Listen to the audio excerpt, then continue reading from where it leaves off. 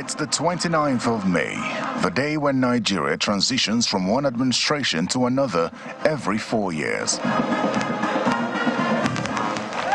The Eagle Square in Abuja is littered with security agencies and radiates beauty from the decorations and the colorful outfits of invited guests who await the arrival of the main actors of the day, the outgoing and the incoming president.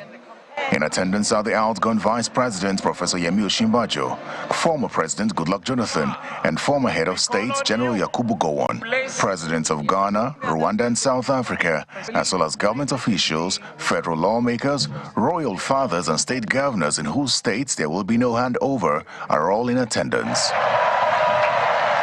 The President-elect and his wife arrive and are received by the outgoing Secretary to the Government of the Federation. The arrival of President Muhammadu Buhari signifies the commencement of the event. Straight away, the Vice President-elect takes his oath of office, administered by the Chief Justice of Nigeria.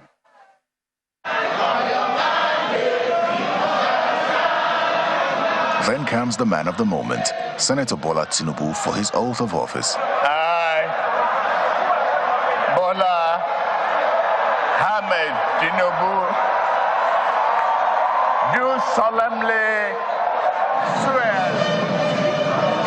The national and defense flags are lowered and replaced with new ones, indicating the transfer of power to President Bola Tinubu in the presence of the outgoing president.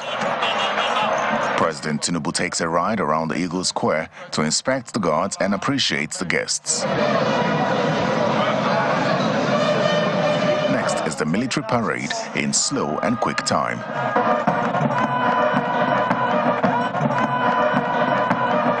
This is followed by an aerial display by the Air Force. The already colorful ceremony is further embellished with dance and acrobatics display. Then it's time to hear from the new president. His speech begins with the unity of the country as he extends a hand of friendship to his opponents in the presidential election. My supporters, I thank you. So who did vote for me, I thank you as well. I extend my hand across the political divide.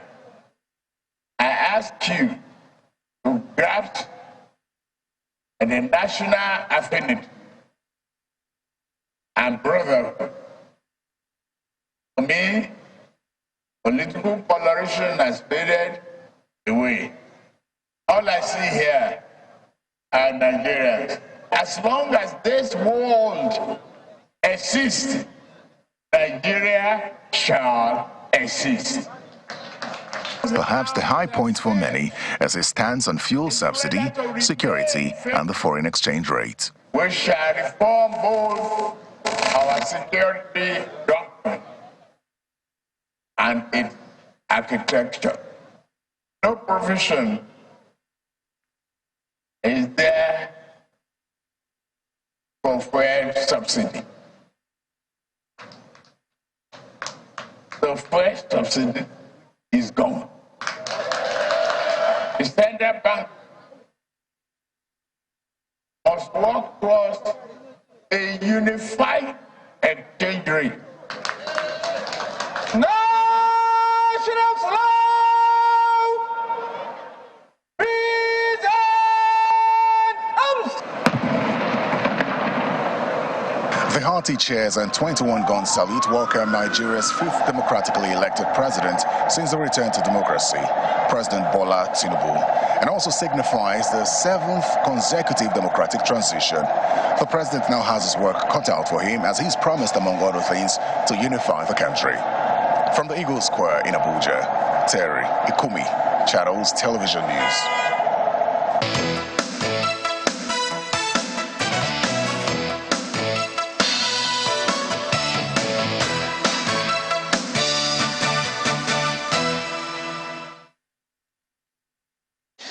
And that's where we will start out from. Yesterday was the whole nation was inaugurating At the state level and at the federal level, there were inaugurations in 28 states, and new administrations came into being. In the Federal Capital Territory, the president was inaugurated. President Bola Tinubu took his oath of office and read out a very strong speech. And some have also questioned portions of the speech, while some have said, a good speech shows the nation's on course, going somewhere.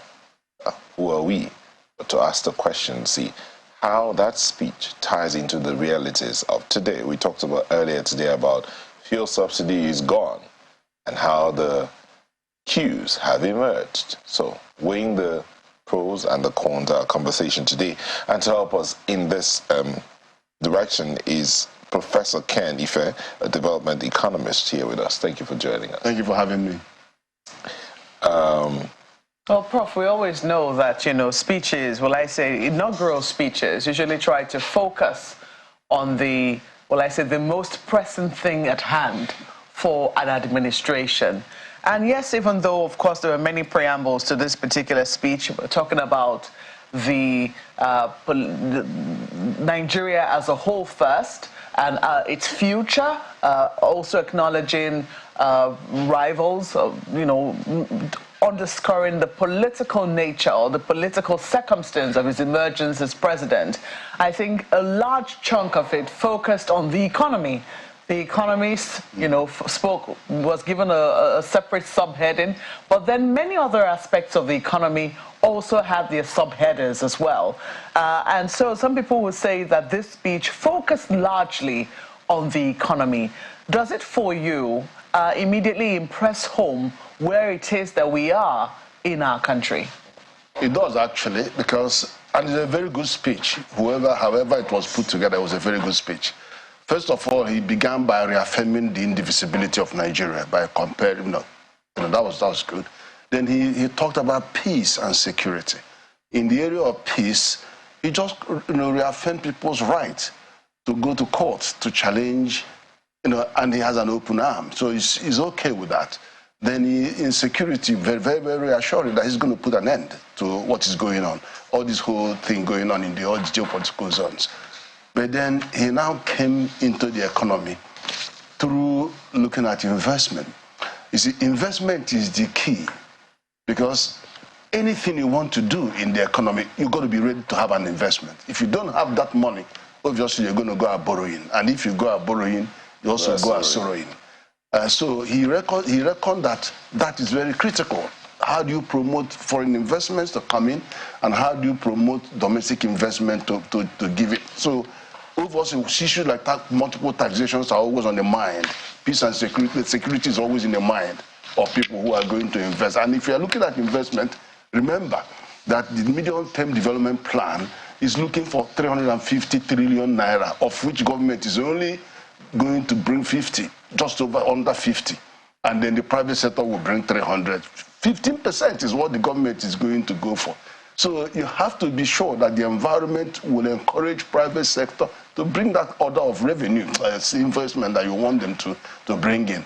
And then, of course, you have to look at where are you investing this in the critical sectors of the economy. You raise infrastructure. We know that infrastructure, we're only 30% to 35% stock of infrastructure compared to South Africa, over 80%. So we always know that power, road, rail, all of those, they are all under the infrastructure. Then you have investment in human capacity.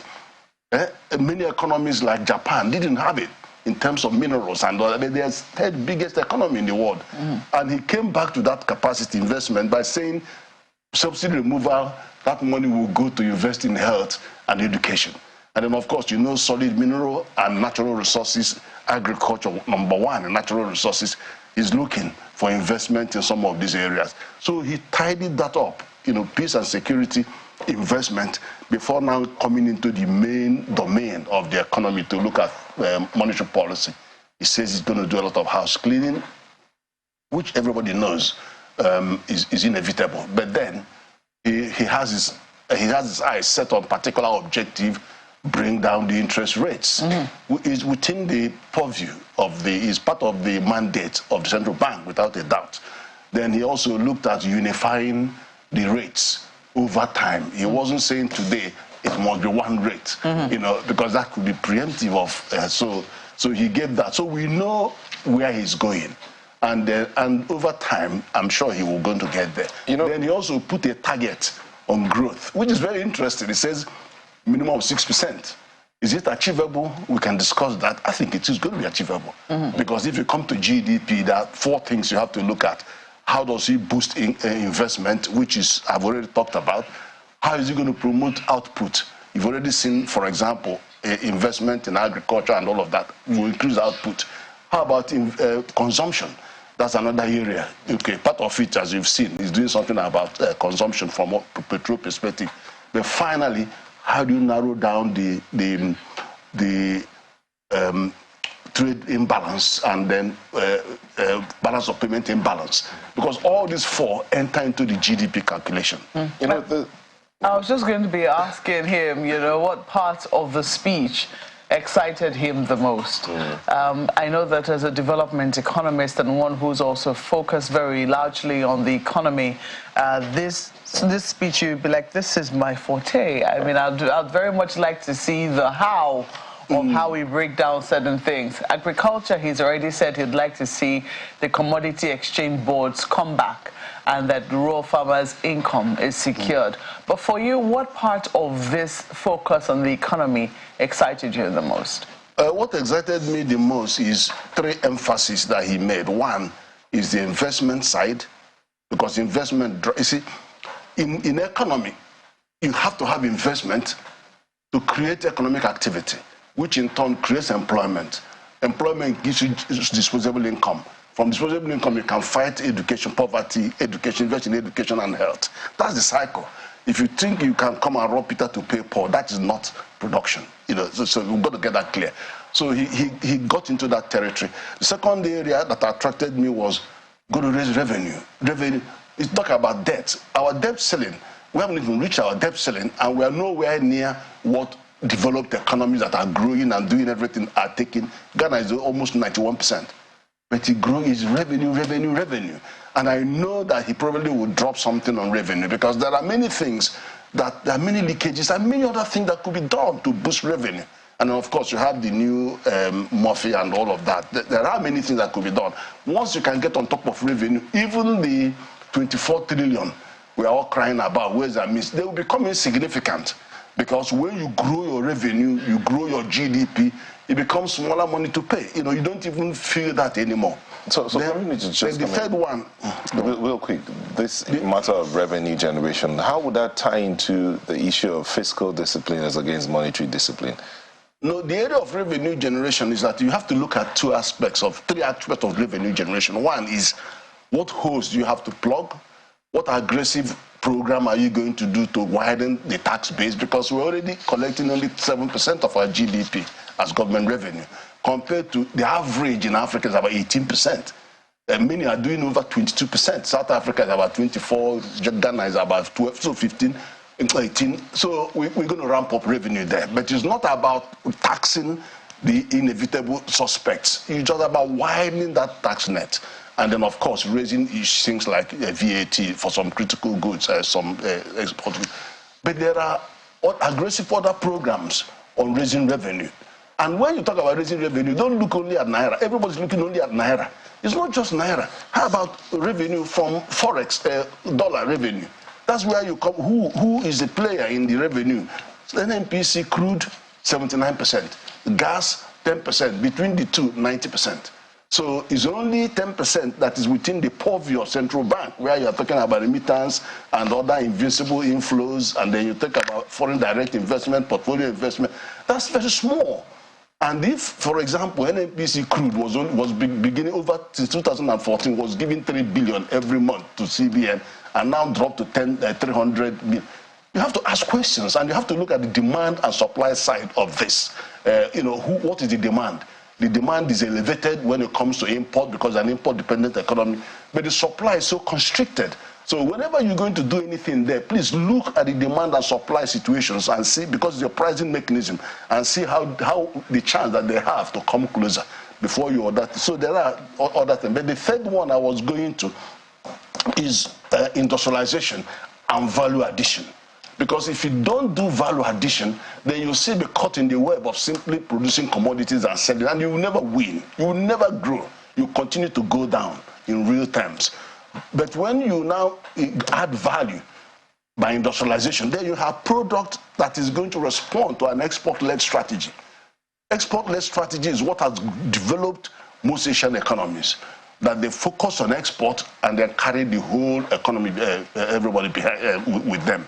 That's where you get growth that is going to be inclusive, growth that will have implication for poverty reduction, growth that will lead to diversification of your economy. Otherwise, you can have paper growth, no food on the table. Nobody is carried along. It doesn't include anybody. Poverty worsens. You can have growth, yet you have all those. But it's only when you add value that you actually begin to carry all of this on board.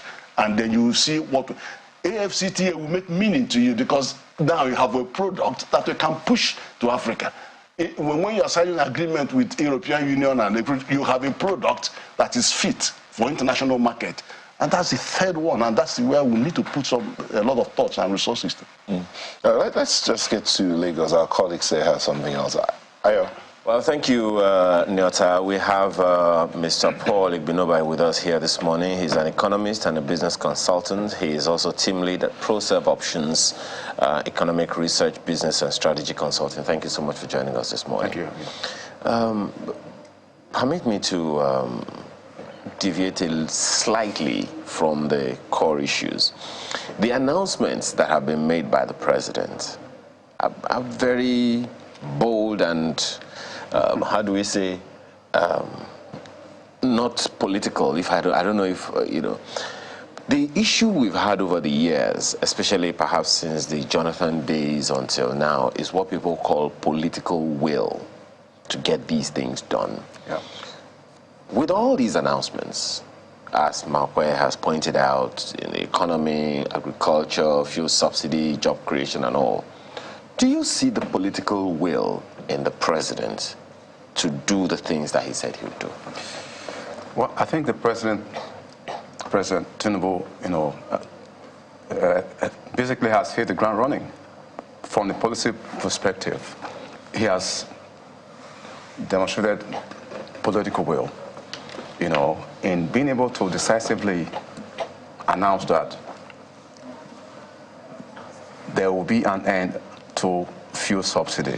On that, my apologies, on that, it was in the middle of the pandemic that the GMD CEO of the NNPC at the time said that fuel subsidy was gone. The Minister of State for Petroleum Resources also came out and supported the same thing. But here we are. Well, those were political statements.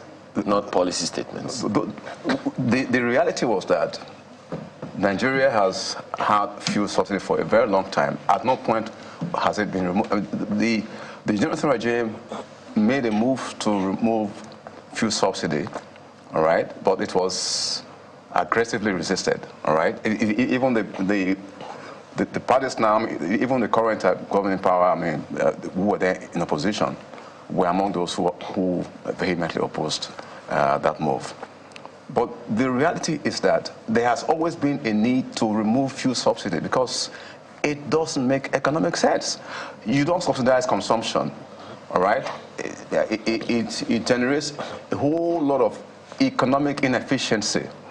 What you subsidize is production to reduce the cost of production to producers as an incentive to produce more. I get you, sir. But what's the assurance we have that the president will not capitulate if the labor movements, all come out again and say, we don't want this? Nigeria has very little options now. We're actually facing a severe financial crisis. We are living on borrowed money, all right? The revenue generation of government doesn't cover up to half of is essentially less than half of the budget. The rest is through borrowing. You can't go on that way. We have essentially overborrowed. Unless we are courageous now, and that's what the president has just done. He has shown uncanny courage to address the issue right away, to hit the bull in the eyes, so to say, by saying, look, there is no provision in the budget for fuel subsidy beyond June. So there's no money. So what do we do? I mean, you can't come to start your term by borrowing money, all right?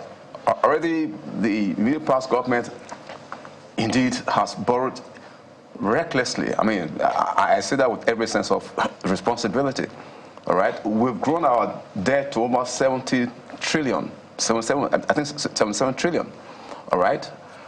That is financial recklessness, because we don't have the capacity to sustain that level of borrowing. Now, for those who are opposing, those who want to oppose the removal of fuel subsidy, the question is, what are the options? There are no options. We've been saying for a long time that fuel subsidy makes no sense, and in any case, who are the beneficiaries? It is the middle class and the upper class, because the poor actually benefits very little from fuel subsidy. So it doesn't make any sense. And I know the thinking for a lot of people is that even if it's little, the people are benefiting something, especially the people that want to fuel their motorcycles, their blending machines, the vulcanizers, the ones that have generating sets to run business. That's the thinking. And Labour has said that, well, before you remove subsidy, fix the refineries. And that has been a back and forth that is ongoing. But the president made a promise that we shall instead rechannel the funds into better investment in public infrastructure, education, healthcare, and jobs that will materially improve the lives of millions. And my question is, how well is this being communicated, or how well should the government, what should the government do to ensure the buy-in of people? Because when you look at it, the estimates made by the World Bank, for example, for subsidies for this year says it will be 5 trillion naira or even more. Our budget deficit is over 10 trillion naira. Government revenues estimated to be about 9 trillion naira. So if we were to remove 5 trillion from at least the 10 trillion, that would be literally halving it. But the question is, some have said, we don't even have that money anyway. So if you were removing subsidy, there's no money to put into anything, because you probably have had to borrow to pay for that subsidy. So really, are we going to be reinvesting that money, since we won't have to borrow it anyway? Now, the removal of fuel subsidy would give the government some financial relief, some fiscal relief, all right? The money that you would have borrowed to finance fuel subsidy would not need to be borrowed anymore, all right? And that creates some leeway, some financial, fiscal leeway for government to be able to reorganize. What is going on now is an attempt to reorganize,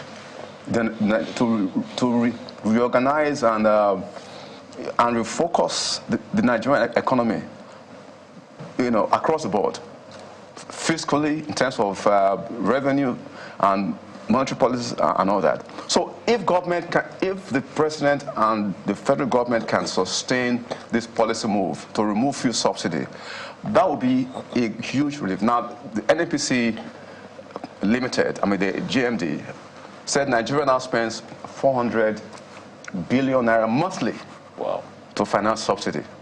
That's a huge amount. Now, that money can make a huge impact on infrastructure, a huge impact on the health sector, on education, and other priority areas. Now, look at our health sector. It's suffering. Why are doctors leaving? Because this sector is hugely underfinanced, all right? If you allocate, for example, 100 billion naira to the health sector monthly, it would make a huge difference to the financing of in any case, health and education are key to human development.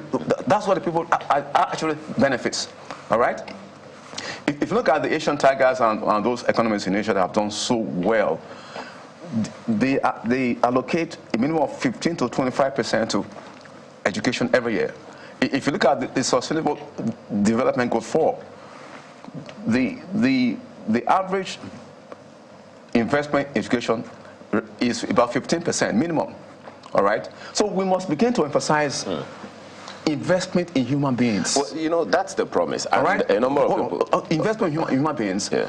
which the removal of fuel subsidy we are so just frittering away our resources and living on and consuming cheap petrol, riding cheap cars, that's second-hand cars, buying cheap petrol.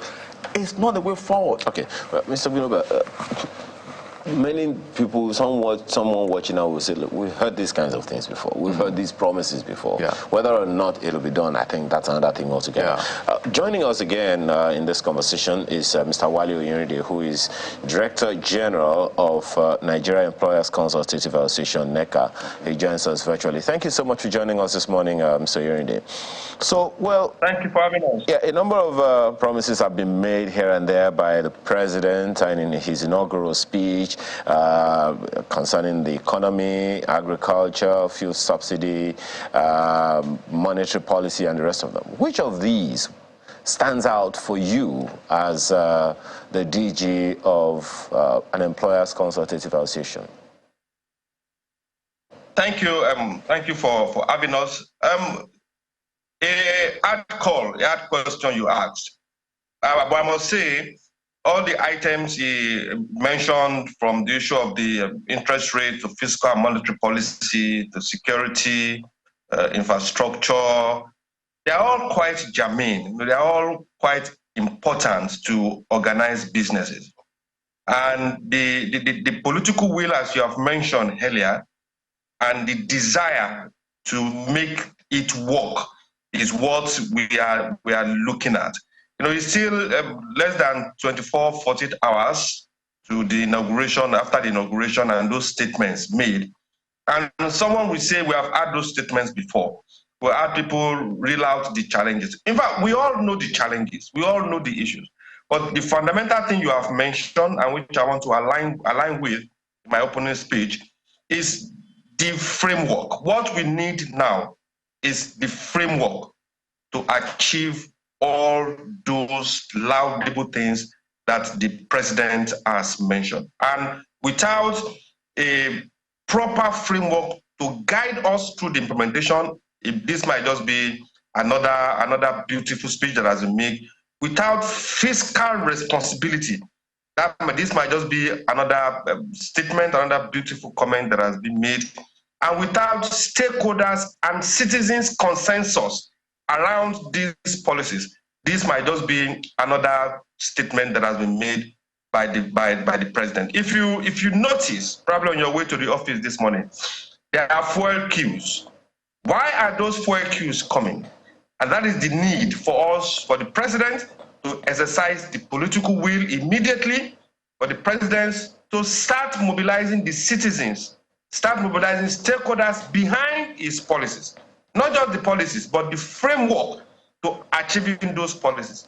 That is the direction we think they should go. That is the direction that we will support, and that's the direction that we think will help us to achieve results faster. Well, Mr. Oyunrinde, one of the things that the President said in that opening speech, if I can use the term as you used it, was about industrial policies being adjusted or reviewed to promote what he calls domestic manufacturing and lessen import dependency. He also talked about, in the agricultural sector, he talked about agricultural hubs that will be created all over the nation for production and value-added processing.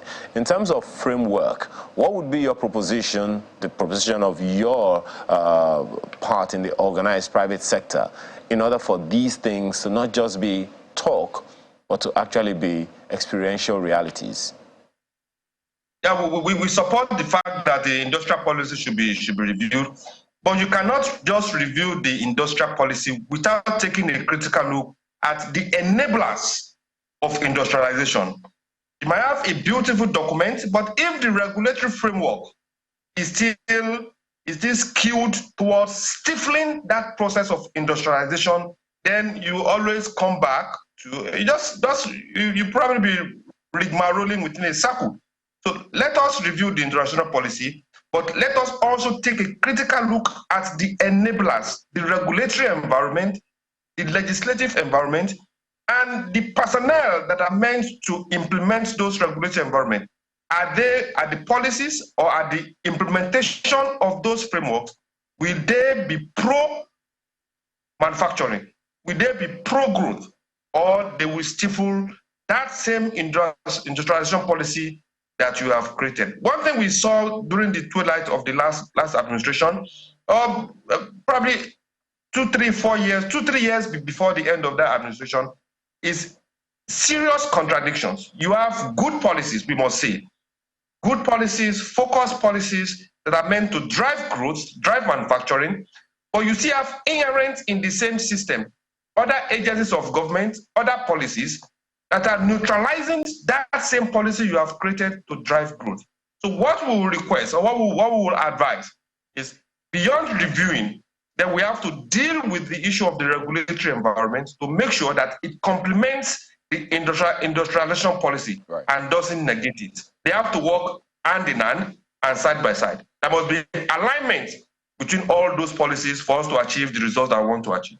I think one of the major highlights, and I imagine that will be very important for you, is talk about jobs, employment. And at this point, I know that we're meant to get some unemployment figures this month. I don't know if it's coming out or in the next, but there are projections that we might be hitting over 40%. And, you know, the president in his speech particularly talked about his government working with the National Assembly to fashion an omnibus jobs and prosperity bill, talked about 1 million new jobs in the digital economy. We clearly have an emergency on our hands when it comes to jobs and unemployment. Do you think that he said enough to tackle the concerns you have and millions of unemployed Nigerians regarding job creation?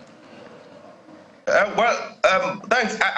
I think seriously that it doesn't have the whole time yesterday to share more details. So we'll accept that what he said was just a tip of the iceberg. But seriously, I think you cannot legislate jobs. You don't legislate jobs. You don't create jobs by fiat. You know, the last government also came up with the issue of 10,000 jobs, 1 million jobs, 10 million jobs. You don't create jobs by fiat. If there's a general consensus globally that out of every 10 jobs created globally in any economy, 8 or 9 is created by the private sector. I don't want to go into the controversy about whether government is supposed to create jobs or government is supposed to run businesses. Those are for other conversations. But 8 out of 10 jobs is created by the organized private sector. And if you want to really deal with the issue of job creation, then you must focus on supporting the private sector so that they can be sustainable, they can grow, then they can generate maximum employment for our country. The digital economy, beautiful, but we cannot just focus on the digital economy while we have not maximized the potential in the construction industry, we have not maximized the potential in the manufacturing industry, we have not maximized the potential even in the informal sector. So we must create a structure that promotes the growth across board, inclusive growth, some have called it. And that is where we think the president should focus on. If we don't, the same way we crippled the manufacturing, unconsciously or consciously, we crippled the manufacturing sector. The same way we crippled some other sector, we also create focus on the digital economy, and at the same time, through the inherent contradictions that we have, we also stifle that sector. So our view is this, and our advice is this. The challenge of solving unemployment, the issue of unemployment, should be all-inclusive. Create an environment, an enabling, that is the foundation, an enabling environment that will allow the organized private sector to grow. There lies our first opportunity in resolving this issue of unemployment. After all, you cannot grow the economy if there aren't jobs, if there isn't productivity. And he made the promise to increase GDP to 6%. That is very interesting, especially seeing how well or otherwise we have grown over the past 8 years. But we'll take a look at that when we return from this break. Don't forget, we still have Professor Kenny Faye in our Abuja studio, Mr. Paul Igbinoba right here in our Lagos studio. It is a full panel, so please don't go away.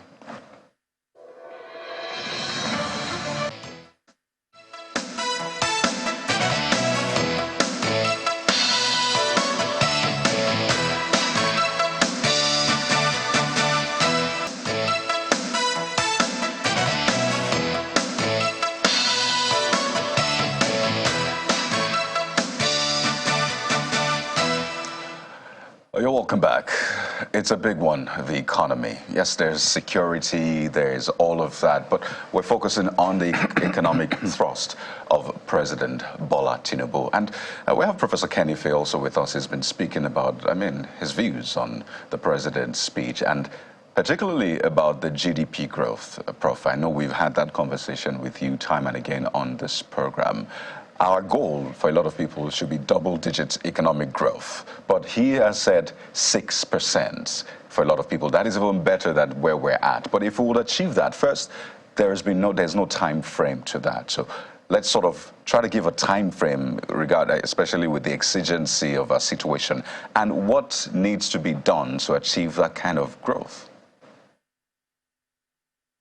Well, let me just clarify something. The fact that we are hoping to boost GDP growth rate to 6% doesn't actually tie to employment, because there are more things underneath. You can have growth just by borrowing more money. The statistic doesn't know whether the investment is from borrowed money or from domestic. It doesn't even know. That statistic doesn't know.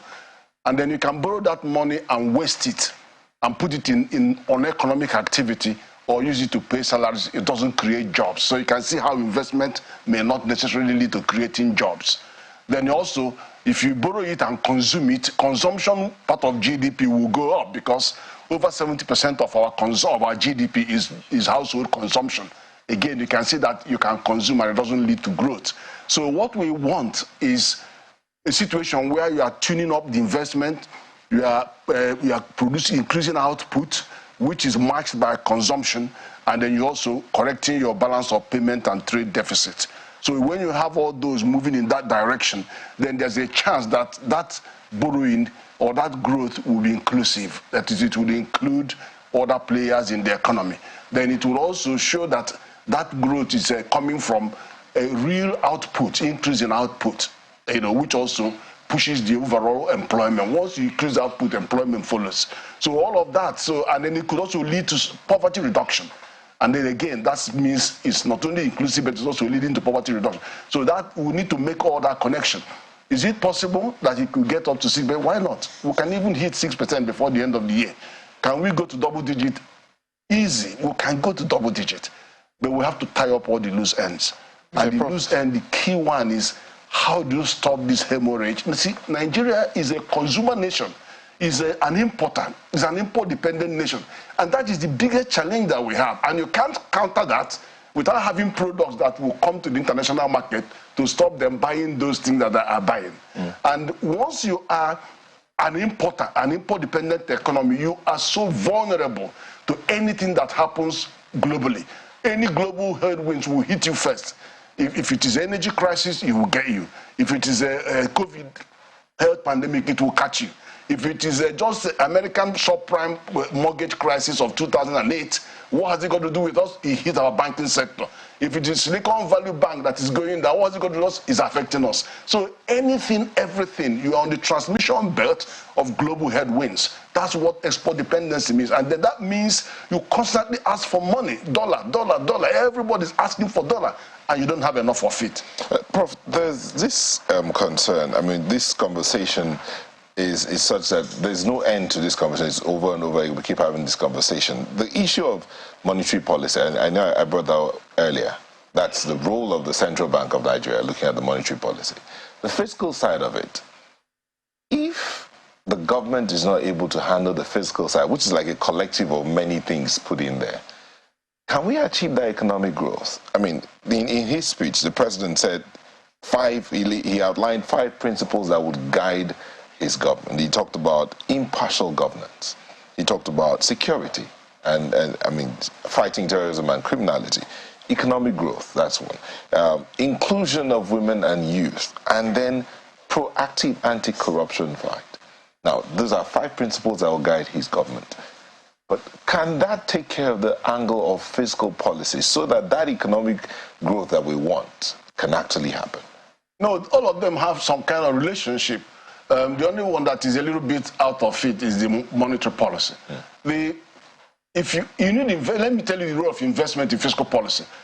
If you want to reduce the size of government, if you want to implement Orosanyon's report, to downsize, to do this, to fight corruption, you need to invest. If you need a new system to be able to monitor and check, you have to invest in it. Anything you want to touch, you have to invest. And then if you not talk about where corruption hits you the most, it's actually around the fiscal policy side. And of course, when you come to fight corruption, corruption will fight you back. And so all of the areas like monetary policy, so trade policy, industrial policy, how you manage poverty, how you distribute wealth, how you promote all of the taxation, all of that are in the realm of fiscal policy. So we need to get it right there, because what happens is that the fiscal policy does the borrowing, and then when it borrows, the repercussion comes to the monetary policy, because as you are borrowing, you have to service the debt. 60% of world debt is denominated in dollars. And so when the things happening in America now that are happening, interest rates are going up, monetary policy rate is going up, all of that means you're going to pay more money to service your debt. And then, of course, when you are no longer able to service the debt from your revenue, then you have more problem. Then you now begin to go to monetary policy to see whether you can get a respite. And monetary policy, of course, the key mandates of our central bank is financial system stability and price stability. But there is a secondary mandate that says promote sustainable economic development. And that is where, if you recall, the bank is also a lender of last resort. So it cannot stand by and see failure of our economic system. For example, you know the free market. You can have failure, and you do have failures. For example, one failure, every bank tells you, oh, they support agriculture, but they don't. If you support, why don't you lend? So central bank had to come in to de-risk agriculture by setting up NECA to de-risk 80% of the lending in agriculture, to actually make it possible for the banks to actually begin to lend to the sector. You go to the mining sector, they say they don't lend anything to the mining sector. So there are sectors where the money is there, but they can't lend to them. So central bank will have to intervene. Manufacturing, we're talking about value addition. How do you get value addition? Because invest in manufacturing sector, it has to create intervention funds to give single-digit lending to the manufacturing sector to correct the imbalance. The fact that the financial sector are not giving them money. So some of those things, agriculture, look at how much, 1 trillion went to Anchor Borrowers Program. They are doing that because they can't stand and look at the economy collapse because of the inequalities and some of those things that the market economy is not working 100%. So quite a number of significant places then for this administration to invest in if it's really going to make progress in the areas where it is listed that they would like to make progress. What my colleague read earlier, or the principles that the president said will guide his administration, and he listed, there are 5 of them which he listed, talking about the principles. I'm going to be taking this to our guests in Lagos, Mr. Paul Igbinoba, talking about principle number 5. He says, our government will continue to take proactive steps, such as championing a credit culture to discourage corruption, while strengthening the effectiveness and efficiency of the various anti-corruption agencies. Now, this credit culture is something that many people have asked for, that, young people should be able to buy things on credit. Banks should be able to give credit to people who have steady jobs so that they can buy things, houses, cars, lands, whatever it is, and pay bit by bit back to the banks within a reasonable interest rate. Now, where would you say that if we're going to establish this credit culture, where will it start from? Well, basically, see, what has been done by the president is just to give broad policy framework. I mean, he really hasn't had time to sit down with his team to structure a more detailed policy framework. Now, credit culture, whatever, they are all bits and pieces of a broader framework. Now, basically, what should be done by this government is to emphasize a private sector-led economy, all right? Where market forces determine prices, where there's price discovery. Of course, he has already said that we'll try to unify the foreign exchange, rate. But not just that. There are at least 3 major markets in the economy. One is foreign exchange. Second is petroleum prices, It means we have to deregulate the downstream. That's what essentially he meant by removing petrol subsidy. And thirdly, the price of electricity. 3 strategic key markets that need to be driven by market forces. When those are done, the economy will just grow, will explode. All right? And everything will just fall into place. The GDP growth rate will move. Of course, we can achieve 6% growth rate this year. I mean, African AFDB has projected that the Nigerian economy will grow by 4.1% this year, which is realistic, given the fact that in the first quarter it grew by 2.31%. Certainly, in the second quarter, it's going to grow by over 3%, probably 3.5 to 4%, or 3%. Then across third and fourth quarter, with the new signals being sent by the government about seriousness, about the willingness to take courageous policy measures that will drive the economy. Now, that is going to send the right signal to foreign investors, local investors, and before you know it, there's going to be an inflow of foreign investment. By the time we successfully unify the foreign exchange market rates, because right now there's a huge gap between the official exchange rate of about 460 and the private market rate of 775. So by the time you merge them, it sends a right signal that Nigeria is ready for business. Both Mr. local and foreign investors will begin to invest. Hello? And so I can appreciate no, hold on. Just let me conclude my statement. When that happens, there'll be influx of money. The money market, hold on. The money market will have sufficient liquidity. So the issue of credit culture will just take care of itself. Banks will be willing to lend. The interest rate will come down because of inflow, because of sufficient liquidity. Interest will come down. All right, let me take it to Mr. Wale Oyenride. Mr. Paul, sorry, let me quickly take this to Mr. Wale Oyenride, because I know that if there's any industry that would always need credit, I have spoken extensively about banks to lend within a certain rate. It will also be those who are in the industry, and oftentimes have spoken about high interest rates. I want to ask you if you think that there is already sufficient infrastructure on ground for banks to be able to lend, for this credit culture, because I imagine that this is to individuals, which the president will be talking about, but industries for the longest of times have said interest rates within the banking sector is untenable. They cannot access loans at the rate at which banks are currently lending. So for you, when the president speaks about a credit culture, championing a credit culture to discourage corruption, what immediately sticks out for you? What infrastructure do you think needs to be in place, if it isn't already in place? And if it is in place, how do you think it needs to be strengthened for individuals to now be able to access this? Thank you once again. I think for us, it's a matter of, we'll look at the value chain within the context of the credit culture that you mentioned. And first is the credit to organized businesses, which currently is in short form, because even government borrowing has crowded out the private sector from borrowing. And the high rate of interest that we are currently witnessing has also made borrowing less attractive, because you borrow, and from what you have borrowed, you realize you still have to take care of your power needs. You still have to mind the inhospitable environment created by regulatory agencies. So looking at it holistically, it makes borrowing for you a bit unattractive. So we'll request the president to look at the framework within the context of that regulatory environment. The interest rate must come down for us to drive productive activities.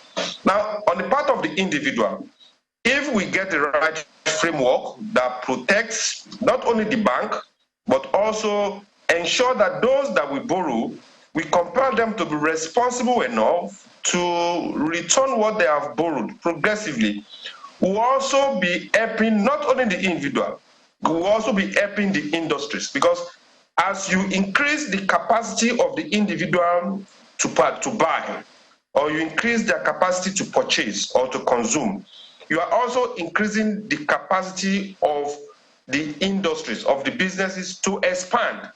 So while the credit scheme or the credit culture that the president has mentioned is quite laudable, I think what we need to tidy up at the back end is the regulatory framework to make sure that the bank actually lend to businesses that are genuine and needs those funds, and also to the individuals, so that directly or indirectly, we are empowering the individuals to empower the business. And as you are empowering the business, you are also empowering the community, you are empowering and dealing with the issue of unemployment. So it's one policy that has the potential to address many other policies or many other challenges that we currently face. So it's a welcome development for us. And as I mentioned earlier, the framework and the will to implement all these policies decisively will determine whether the president has just read a nice poetry to us, or whether there are policies, there are comments that the government will implement, and implement once again decisively. Well, the speech does say that in the coming days we will be able to see just how that will be, will play out. But one of the things which I know my colleagues who cover the National Assembly will also be looking to see is this Omnibus Jobs and Prosperity Bill. The president speaks about working with the National Assembly to fashion an Omnibus Jobs and Prosperity Bill, which he says will give his administration the policy space to embark on labor-intensive infrastructural improvements, encourage light industry, and provide improved social services for the poor, elderly, and vulnerable. So before I bring it to Professor Ken Ife, let me ask you what you would like to see in that Omnibus Bill, and if it's something that your industry is hoping to contribute to. Thank you once again. We had a bill recently signed by the past administration, the Business Facilitation Bill, which also creates, we give some elements or create some structures to facilitate ease of doing business. So in whatever omnibus bill that is coming or the president is proposing, one of the key things that we also like to see, and which we definitely contribute to, will be further facilitating the ease of doing business. We have our rating at the World Bank Ease of Doing Business rating, but for our perspective, beyond the rating, you need to come to the shop floor. You need to come visit the businesses and see the reality on ground beyond the rating that we have, or beyond the improvement that we tout. There is need for a definitive and practical way of gauging our rating within the context of ease of doing business. The regulatory environment must be addressed squarely. The legislative environment, beautiful you mentioned the legislatures, because in the 9th Assembly, we have instances where the legislature itself, where the NAS itself, they constituted bottlenecks to business growth. They constituted bottlenecks to effective and efficient running of even private businesses. So that alignment between the legislature, between the presidency, is very important for us to achieve whatever milestone we plan to achieve with the Omnibus bill that the president has mentioned. And suffice to say, you can't create a policy, you can't create a bill over the head of those that the bill will affect. We call for a deepened engagement, and that is very important, a deepened engagement between the government and the organized private sector, and in fact, all stakeholders, so that we can get the right buy-in from the point of policy formulation.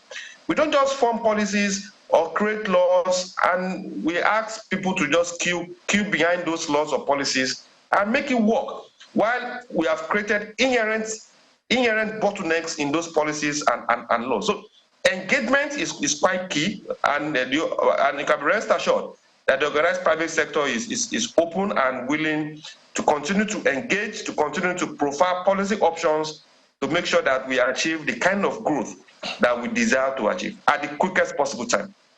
Thank you very much. Let me bring it to you, Professor Kenife. I know you did want to also intervene on that credit culture question, but credit culture question, as well as this omnibus bill as well. Okay. Nigeria is basically, I mean, the president actually got it right here. Nigeria is a cash economy. If you want a house, you buy 100%. You want a car, you buy 100%. And that can't fly if you want to grow the economy. What was missing is in the part of the private sector, in the manufacturing space and all of that, encourage them to do more leasing, lease financing, higher purchase financing.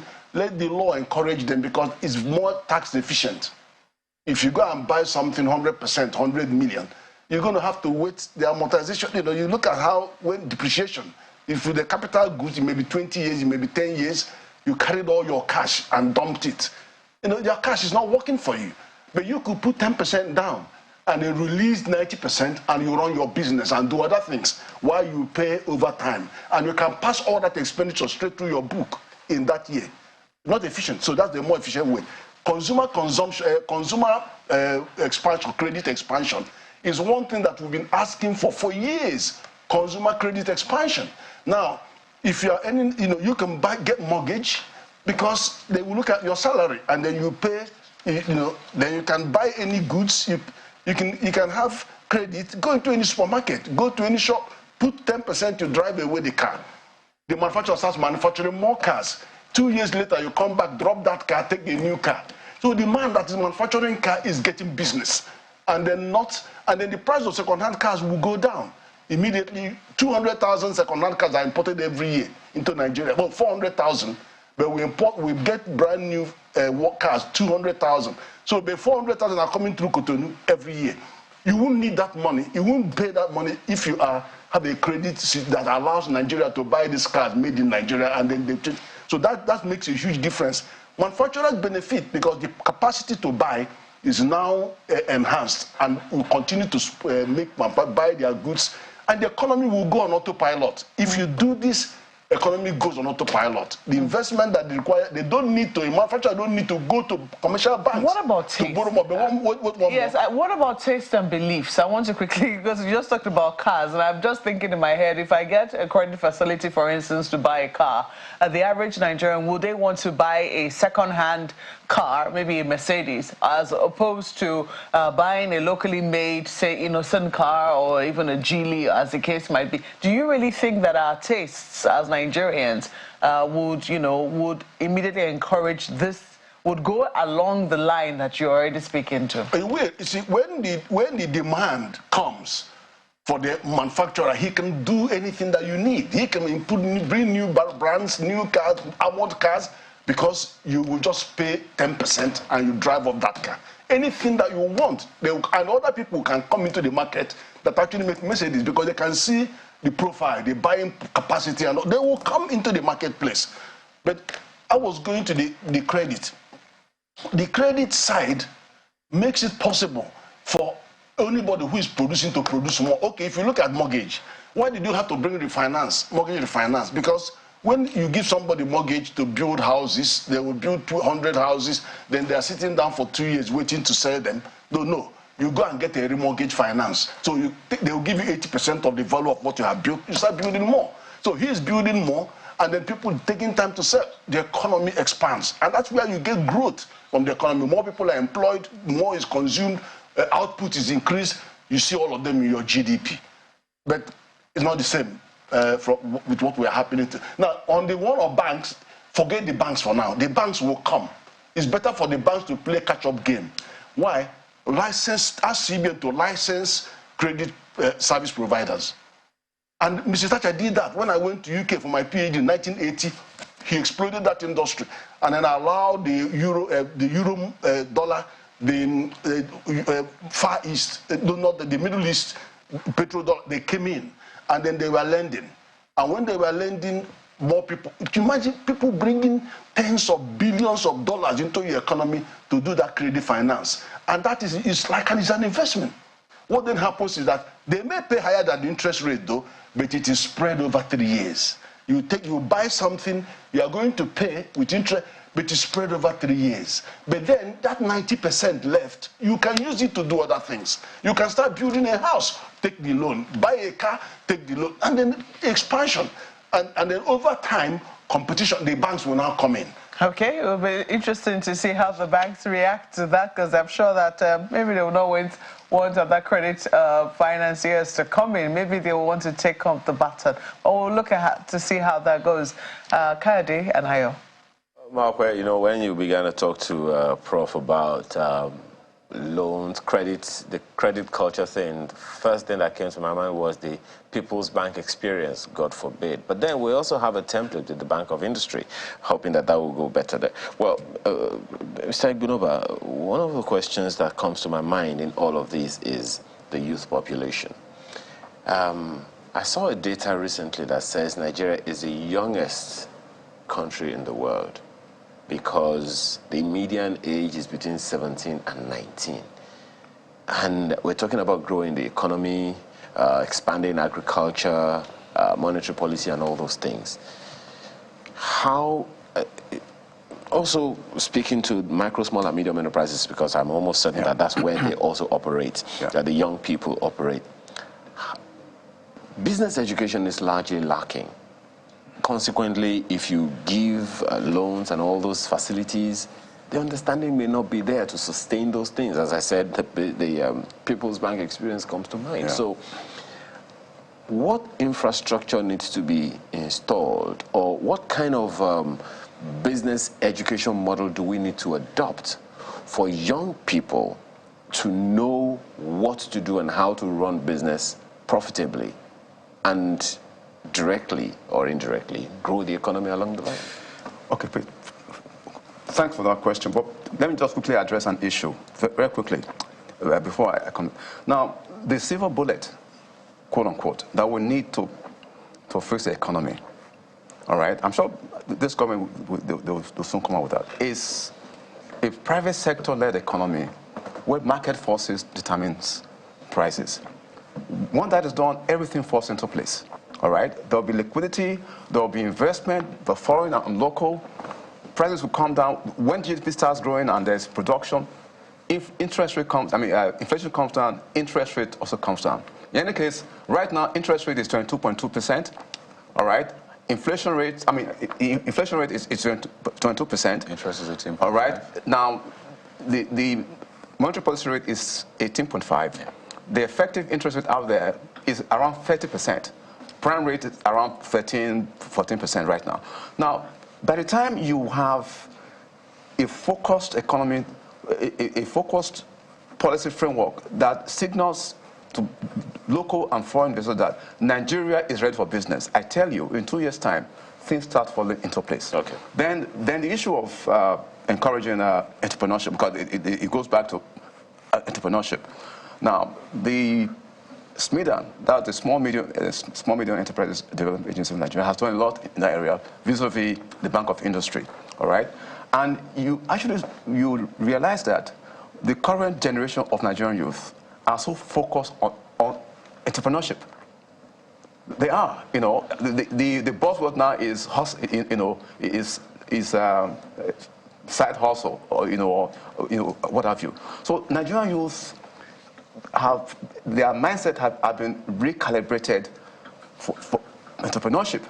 So all that government needs to do is just to encourage that process, all right, by expanding the scope for, as you said, empowerment them in the area of knowledge and skills in business. That is ongoing, but that can be expanded. That can be expanded, you know. But the basic thing is to create a base for private sector entrepreneurs, be they young or older. Okay. Now, when we're talking about the youth, of course, we have a young population. The basic thing is to educate them. Right now, Nigeria spends less than 10%, less than 7% of its budget, both federal and local, on education. That's very low. Okay. The minimum should be 15%. That's the SDG 4. But by the time you invest in education, that will also affect, that will educate the young population. Okay. It will empower them in terms of academic knowledge and skills and skills, as well as business education. Okay. You know. Yeah. Well, you just put a question mark for me. That issue you raised put a question mark on the entire NYSC initiative, because part of the ambits of the NYSC initiative is to raise the entrepreneurial capacity of the graduates. But let me ask Mr. Yerinde this next question. Your industry operates in a situation where the micro, small, medium enterprises and anyone who can belongs to NECA.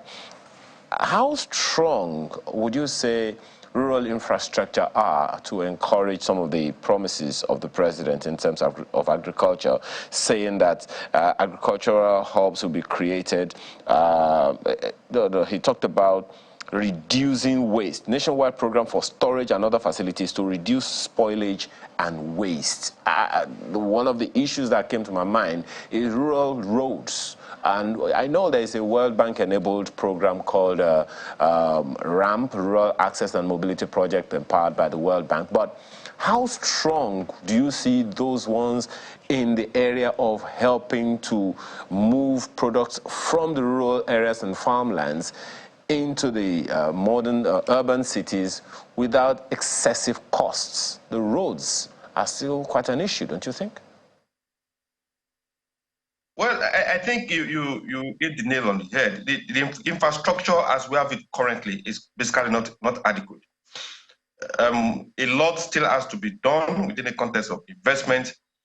Government should try as much as possible to encourage private sector participation in all these processes.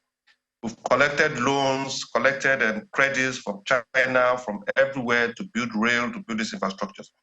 I think we should encourage more private sector investment in the building of this infrastructure. Currently, those infrastructures are not adequate. And if you call Benue State the food basket of the nation, you call so many states different names. We have minerals everywhere, every state in this country. Priority should be given in building those infrastructures. If you really want to reduce waste, you really have to build those infrastructures. You know, in time past, long ago in the 70s, we have the commodity boards. We have the storage facility that the president mentioned. I think it's time for us to get the private sector to be involved in building and supporting this infrastructure. That is one of the ways for us to go. Also, I want to mention the issue of the hubs, building hubs. I think it's also a direction that we should have a framework that will drive that process. We should have business hubs. We should have industrial hubs. We should have incubators that will encourage our young persons to be productive and to exercise their creativity. You know, building these infrastructures, they are not really expensive. And if you permit me, it looks like you and Mr. Binoba, I mean, agree on having the private sector play a huge role, I mean, in the economy. And let's just wind down with this, and I'll take this to Professor Kenny for final words now. It is day 2 of the Tinubu administration. Yes, there was all the pomp and pageantry. Yes, some announcements made and all of that.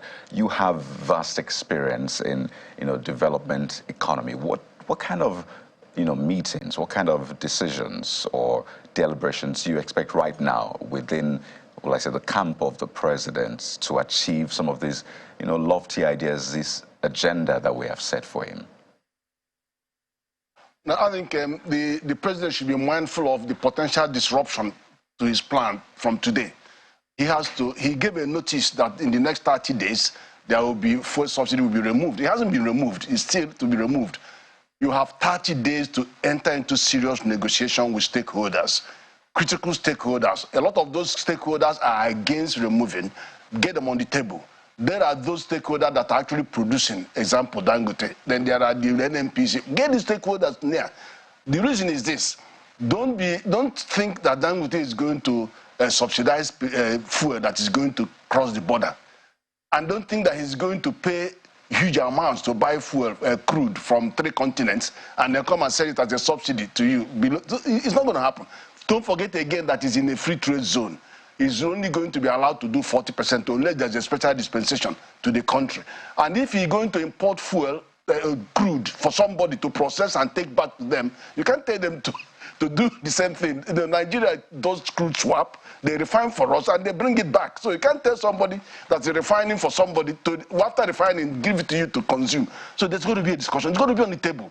And the NPC has to come out clean on what the hell they're doing with getting the refinery ready, so that we can actually see alignments and see how this transition. If you have to do gradual increase in price, you have to do. Pardon me, this Prof. is so Essentially, right what now. you're saying now is, I mean, there's going to be several meetings, and it's like you're already giving them the bullet points of the things that they have to put into consideration in all of this. We're completely out of time because we have just one more leg before we go. We have to thank you very much for your time this morning. Professor Ken Ife is a development economist. Thank you so much for your time as well as Mr. Wale Oyonide, who is DG Nigeria Employers Consultative Association, NECA, joined us virtually from Ikoyi in Lagos. Thank you so much for your time, as well as Mr. Paul Ibinoba, who joined us here in the studio. He's an economist, business consultant, and he's team lead at ProServe Options, Economic Research, Business and Strategy Consulting. Thank you so much for your time this morning. Thank you. We'll take a break now. When we return, our last leg this morning, still on that speech, but this time security. To stay with us.